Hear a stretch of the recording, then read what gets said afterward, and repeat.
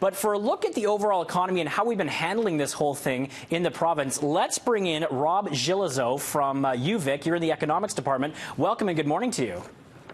Thank you so much for having me this morning. Of course. Now, let's first of all look at how do we measure BC's economic value right now with these public health measures that we've been taking in the last few weeks?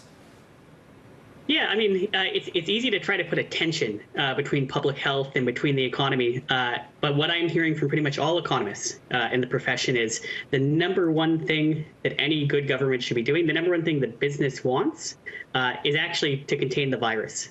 Because what matters most for economic value, what matters most for production, what matters most for people getting out there and spending is actually confidence. And confidence in the economy, but also confidence in your health and safety. And how does the BC economy shape up when it comes to other jurisdictions in Canada currently? Yeah, there are really two paths that provinces are following. You know, one path has a fairly rapid reopening with firm dates, and that, to be honest, puts a little bit less value on control of the virus. Alternatively, BC is kind of following Ontario's path, where there is a plan to reopen, but that plan is grounded in public health thresholds. That has some notional dates, but really is about we hit outcome X, we contain the virus, and then we start to reopen slowly in phases. Right. Why does that make sense? That means that we almost wipe out the virus, which will leave us in a better economic position at the end of the day.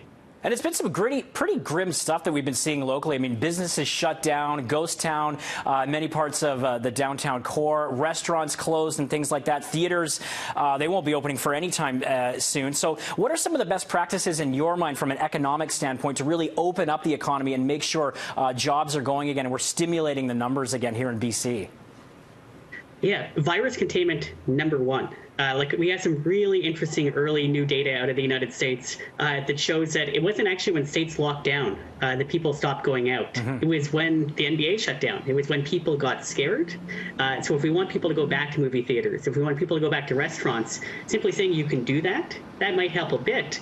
But getting the virus down to having almost no active cases in British Columbia is going to do a lot more to help all these businesses. Okay, and then when we look at when the pandemic passes, what sort of economic stimulus packages would we be looking at that would be beneficial to the provincial economy? Yeah, stimulus is going to be absolutely necessary. New jobs numbers out this morning. We've lost 3 million jobs countrywide through the crisis so far. Another 2.5 million people have had their hours cut by more than half. So this is big. This is as deep as the Great Depression. So governments should be looking to broad-based stimulus, but also stimulus that captures the nature of workers who have lost their jobs.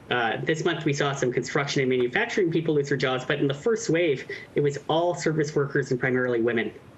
So we need to make sure that as we start rolling out billions of dollars, it gets those people back to work.